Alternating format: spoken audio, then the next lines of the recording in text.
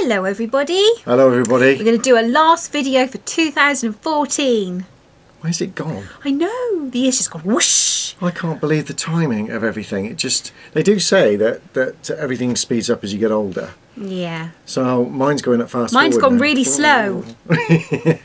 Anyway, what are we here for today? Well, thank you, Mike and Kim. We've got something from the belly of the beast. The belly of the beast. The beast. And of course, within this beast are many juicy, Beautiful gems. Beautiful gems that I'm sure will start trickling out and being fed to everybody to reveal the Watchtower's inner secrets. Absolutely. All of those little things that they've kept from us. And today is no exception, because we're about to share with you something that as a Jehovah's Witness, I had never heard of this I'd before. never heard of it before either. And in fact, I spoke to a former regular pioneer as well, who pioneered for, I think, 19 years, I think we worked out she'd been pioneering for. A very good friend of mine from when I was a kid. Go back years, we do. She was around our home. We were discussing different things yesterday, and she'd never heard of it either. And I said, she knows a couple of special pioneers, and she said she's never heard of anything like that either, as in she'd never spoken about this with her. No. So she wants to kind of dig a little deeper and see what she can find out. More will be revealed, or all will be revealed, about what it is we're discussing once we tell you what it is that we've got from the beast. Okay. And we just want to say thank you to the chap that obviously has given all of this information to Mike and Kim, Yes. because they are sharing the love. And that's what's lovely, is the fact that they are not just holding it all in. No, there's so much information that you've acquired. This is over about the getting it years, out there, and we're really grateful to you for sending it to them, that's because they've sent it to quite a few different people to be able to do, different things to on. share it out. So it's fantastic that we can all have a look at this stuff and basically put our own opinions to it. Yeah. And I think for this particular video that we're doing with and sharing this, it's not about just us giving an opinion, but for you to understand that this is real. And it's real to all of those that got involved in this. Yeah. So without further ado, why don't we talk about what it actually is? Yeah. Shall I show it? Yeah. Well, it's called, we've got the letter to go with it, it's a vow of obedience and poverty. A vow of obedience and poverty. And as we all know, when they send letters out from head office in America, they go to all of the congregations throughout the world. We've got the copy from America because obviously this has come from America. Here it is. This particular version of the letter. There we go. Vow of obedience and poverty. Right. Well, we're not going to read all of the letter because we don't want to send everybody to sleep. And this was from 2002, so not that long ago, really. Yeah. But what I will quote is this bit here, and I quote, This is the letter that came in. in part, Yeah. fair use, and you have previously signed a vow of poverty which is on file with the branch office. However, as you know, our religious order was recently incorporated as a separate legal entity in the United States. Now, this was January 2002, this letter. So what are we talking about? What is this vow of poverty, this contract that people have signed into? Full-time servants of Jehovah's Witnesses.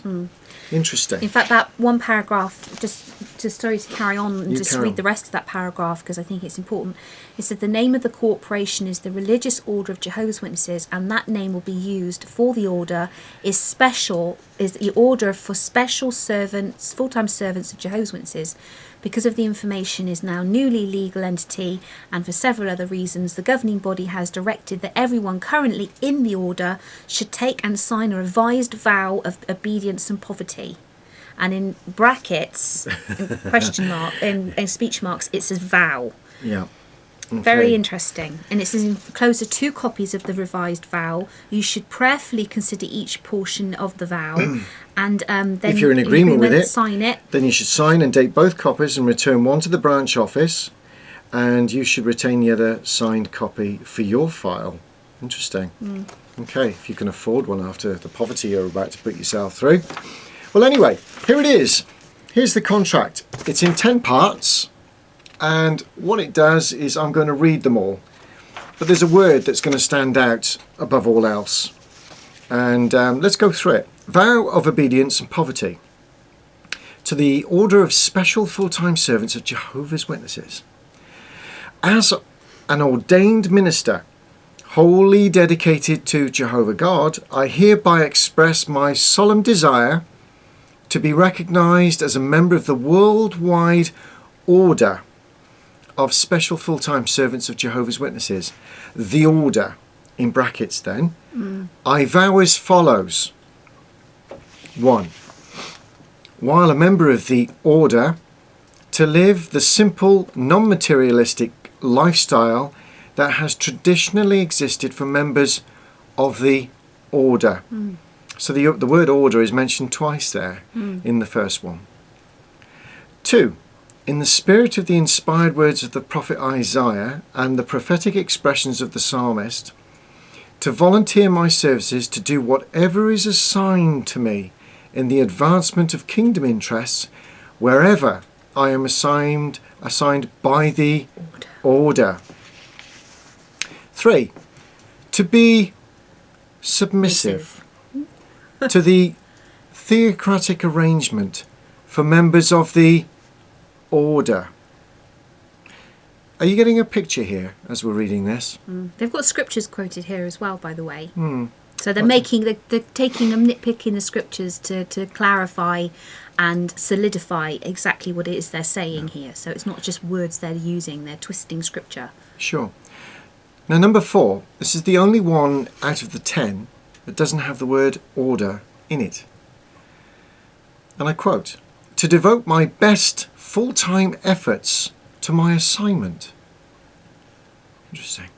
5, to abstain from secular employment without permission from the order. 6, to turn over to the local organisation of the order all income received from any work or personal efforts in excess of my necessary living expenses, unless released from this vow by the order. To accept such provisions for members of the order, be they meals, lodging, expense reimbursements or others, as are made in the country where I serve, regardless of the level of my responsibility or the value of my services. To be content, this is number 8, Yeah. to be content and satisfied with the modest support. Do you know what another word for modest is? It's almost meagre. There's not a lot in this particular context. It's not going to be a lot. It's going to be absolutely to the bone. Smidgen. To be content and satisfied with the modest support. Let's stop there for a second. We'll come back to that in a minute. And I receive from the order as long as I am privileged to serve in the order and not to expect any further remuneration should I choose to leave the order, or should the order determine that I no longer qualify to serve in the order. 9. To abide by the principles set out in God's inspired word, the Bible, in publications of Jehovah's Witnesses, and in policies dispensed by the order, and to follow the directions of the governing body of Jehovah's Witnesses. And 10. To accept readily any decision made by the order regarding my membership status. Let's start with number 10 first. Wow. This is a contract. Has anybody ever heard of this? As a Jehovah's Witness, have you ever heard of something called the order? Because we have not. Never heard of that before. Never, ever heard of it. I was a regular pioneer. As I said, a friend of mine was a regular pioneer. We never heard of it at all. Never heard And of this. Isn't it funny how it's never mentioned amongst full-time special type pioneers? Because I've associated with those types of people in the past, and it's never come up in conversation I've that never they're seen under it. a vow of poverty. Maybe there are people out there that are ex-witnesses now that might have seen this and might have even signed into it. It would be very interested Love in to hear from you if your you have. points of view on Yeah. this, and to see exactly what you thought of it when you were actually given this at the time. But going back to number 10, to accept readily any decision made by the order regarding my membership status. In other words, you will smile, you will nod. If we decide to get rid of you, you will do it with a smile because you're signed into actually doing just that. And a contract. Regardless of the grievances you may have, you will readily accept any decision made by the order regarding your membership status. In other words, we can get rid of you just like that if we feel there's a need to do so. And you are under contract to make sure that you accept that before it's even happened. What a pressure. What a massive thing Can that you see you the would be under. psychological issues involved with that? Wow. Well, going to number 9 as well, where it says that you've got to abide by the principles set out in God's inspired word, the Bible, in publications of Jehovah's Witnesses, and in policies dispensed by the order, and to follow the direction of the governing body. So the order and the governing body aren't being wrapped in the two things here. So who are the order? Yeah. Because they're two separate things. Governing body and the order are mentioned in two different ways. So they're not the governing body. So who is the order? Who are you? Who are you giving orders? Yeah. And who are you why are you calling yourself the order? So we started thinking about Masonic sayings, when you've got phrases. Like phrases from the Freemasons. Yeah. And what kind of terminologies do they use? They use terminologies like the order. I'd encourage anybody to go on Google and just put in Masonic phrases, Masonic rituals, and in there it's fascinating. You'll see a whole host of things that you can read up about the whole history of Freemasonry and where it started from, and its connections with the occult, and of course other things too. For instance, the Knights Templar is very much an integrated part of the Masonic rituals that we've seen when I've been reading up on this and doing the research that we've done. Also their complete fascination and direction they get from Egyptology. And pyramidology as well. They love all of that. Fascinating. Now, obviously we know from Russell's time and Rutherford's time that there was a great deal of interest regarding the pyramids and mathematical prophecies that were written up at that time because of this. And also when Hitler put Jehovah's Witnesses in the concentration camps, and you know that Jehovah's Witnesses were identified with the purple triangle, and Jews were identified with the Star of David. And I never questioned that. I never wondered why. Why is it a purple triangle? And I bet majority of you out there as well, would never have questioned it either. You just remember the video, the purple triangle. And it was all about the people that were in the concentration camps under Hitler's regime being persecuted and put to death.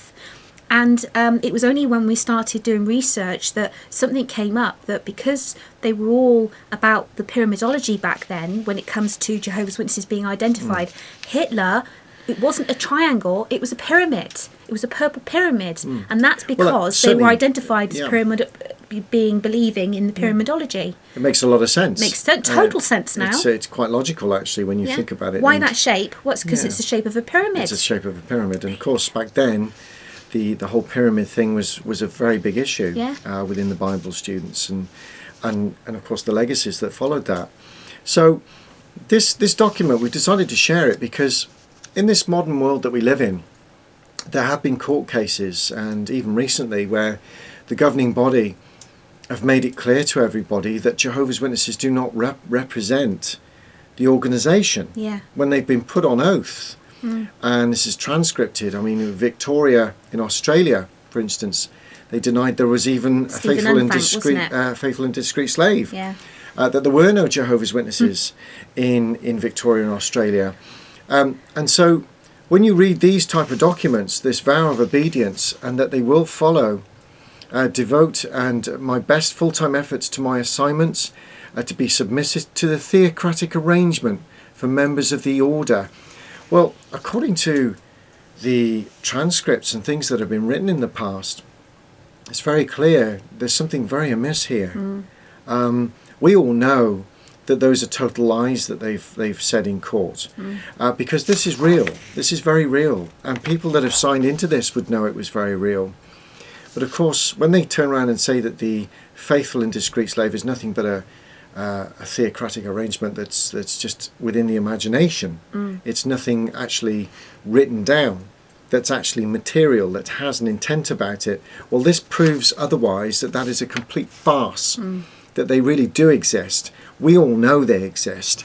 And so this type of information, it needs to be shared out there from the beast. Absolutely.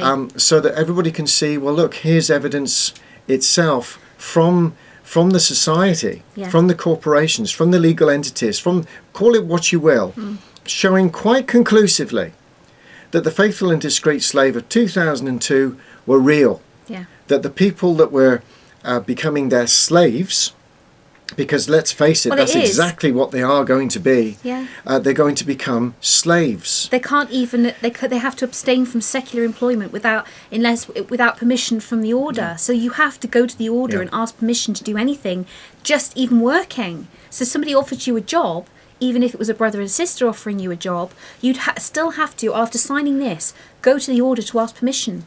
There is nothing. Your life is theirs. There is nothing that you can do from this point onwards, when you've signed into this vow of obedience and poverty, that is a life of your own. It isn't. No. This life that this skin and bone that you exist in, belongs very much to Jehovah's Witnesses and the organisation, the order. Actually, I've never mentioned this to you before, but it reminds me a little bit like monks. You know how they literally strip everything of their worldly possessions and they have to go and live in a monastery, and that is their identity. They become like one movement, one body, where they shave their head, everybody looks the same, everybody wears the same things, and there's a level of control there.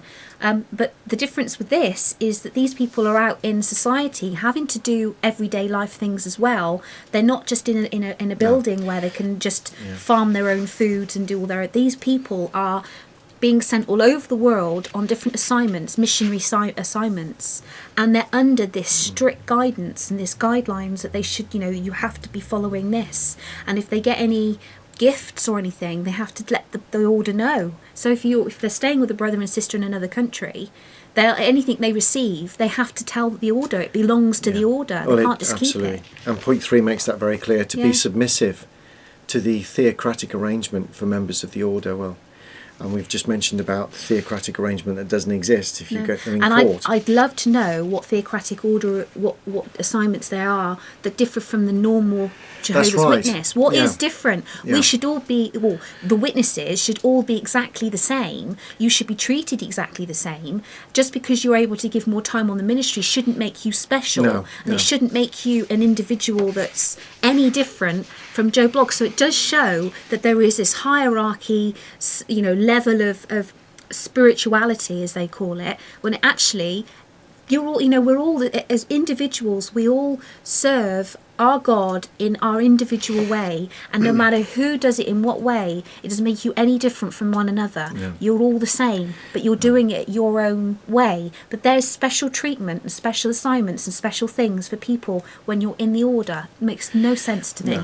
I've been reading this through myself and doing the research on Masonic history. I look at this and I just see Freemasons. And I get a real feeling from this vow of obedience and poverty that there is a very strong parallel and connection, albeit maybe from the past, who knows, that there is definitely still a strong connection with the whole traditions of Masonic behaviour, and you can see that within the wording of the order. It's quite chilling, actually. When we first read this, I was shocked because I'd never heard of it before. No. And it's almost as if somehow the people that were signed into this were almost probably under a vow of secrecy not to talk about the vow of obedience and poverty. Very possible, actually. And maybe that's the reason why nobody's actually ever heard of this stuff before. Yeah. But it smacks of Freemasonry. What I'll do is when we do the video upload, I'll in the description box below, I'll write out all of these with the scriptures that they reference, so you can look it up yourself and do what you want to do with it. But once you actually see it for yourself in wording and actually written out, you sit there with your mouths wide open thinking, how on earth can anybody who is a Jehovah's Witness wanting to serve God look at this and go, this is okay? I thought all Jehovah's Witnesses, when we were baptised, were all already in this period of obedience to the organisation. But this is on another level. This is just sacrificing your whole spirit, body, everything you have to but an not order. To God, to the order. Which leads me on to my last point. In all of this vow of obedience and poverty, Jesus Christ is not mentioned once. There's no mention of Jesus Christ in these words. There's no spirituality in this. No, it's all about this order. There's no spiritual. They quote scripture, but there's no spiritual feeling to this at all. There's no, I want to give my life to God and help people. There's nothing. It's just so creepy. It's not even. There's no spirituality there. It's just words and. I hereby express my solemn desire to be recognised as a member of the worldwide order. Wow. Says it all to me. That looks nothing like a Christian arrangement. And I'd also like to point out that it says about this order of special full-time servants of Jehovah's Witnesses. I was a pioneer. I was a full-time pioneer when I was younger. And I was on a very meagre income because I was working the minimalist I could in order to survive. So effectively I was doing what they're quoting here, but I wasn't special enough to be considered part of the order. So this is even more serious. So this is even more of another step again. And I just think, why would you have to go that far? Why would you have to do that? And again, because it's a legal entity that they're now going into, that why would they make it legal like that? What are they trying to do? What is it, some kind of money thing? I don't know. It's another way of getting hold of money and be able to keep it to one side. Because it's legal, this is a contract. It's a contract, but it's and therefore the contract is real too. So the chances of you ever trying to mitigate losses, or the chance of ever trying to sue and to go through any form of legislation and breaches of law, you're stuffed. You don't stand a chance. You don't stand a chance. Because you've now vowed into an obedience of poverty and to the order, whatever the order actually is. Doesn't quite define what the order is. That's why I say it's separate from the governing body. So who are they? Who are you? Who is the order? Who are you? Who is the order? And is there anybody out there that used to actually be part of the order? The order. And are they Jehovah's Witnesses? They might not even be Jehovah's Witnesses. Because it's a legal thing. Maybe it's their legal team. Maybe it's a sidestep from the Jehovah's Witnesses. Or maybe it's something darker. Don't know. Who knows? More questions than there are answers, really. Yeah. Well, we thought we'd share that. Thank you, Mike and Kim, for that. And obviously your true source, where you got that from too. Yes. Wonderful stuff. I think it was Atlantis, wasn't it? Atlantis. I think it was Atlantis. Yes, Forgive me if I've got the name wrong, but I think it's Atlantis, and I really, really appreciate you've done amazing work with the amount of stuff you've saved over the years, and fair play and thank you. It's amazing. Without people like yourself that's willing to kind of just log everything that they take note of and make a record and then share that record for other people to learn from, and without that, I mean, I'd never have known that. I would have never have known about this if it hadn't have been for you logging it down and then passing it to Mike and Kim, and then passing it on. This is why this stuff is so precious now, to make sure that this information does not get destroyed by jw.org as we now know it. It's trying to shed its old skin of the watchtower, and the snake has now come out as something very, very different. But we've noticed something on Facebook over the last couple of days of people actually inheriting whole libraries of books, and it's very important that if you don't want to keep them in the house, we perfectly understand that. But don't burn them. Throw them away, because these old books could be very extremely valuable. Not monetary terms, financially, but more in the knowledge of it, because they're trying to get rid of them. Because they've destroyed all of their libraries up to a certain date. So anything past that date. And so you can guarantee in a few years down the line they're going to do the same again. They'll keep doing it. So just hang on to anything you can. If you've got somewhere to store it, great. If you haven't and you know someone else that has, fantastic. Then find somebody that will look after them and keep them, because these books are references, are real life references, and then cover them. And each book is an up. absolute wealth of information to show exactly what this very temporary organisation is about, really. And these books really do show it up. And as time goes on, they become even more ridiculous. And the Revelation book, even that's still a modern book, but look at it already. It's got no credibility whatsoever. So, going back to the order, thank you very much. We now know what it is. And I'm so glad that I never signed into that. I mean, what we signed into under baptism was bad enough. But my goodness, this is on another level. So we thought we'd share it out there. I hope you enjoyed it, and we're going to hopefully do another couple of videos. Whether we'll get them out today, I don't know, but we'll see what we can do. But in the meantime, happy 2014, hopefully 2015 coming up. We'll do another one about Happy New Year in a minute. Yes. Anyway. Yes. Bye for now. Bye-bye. Bye.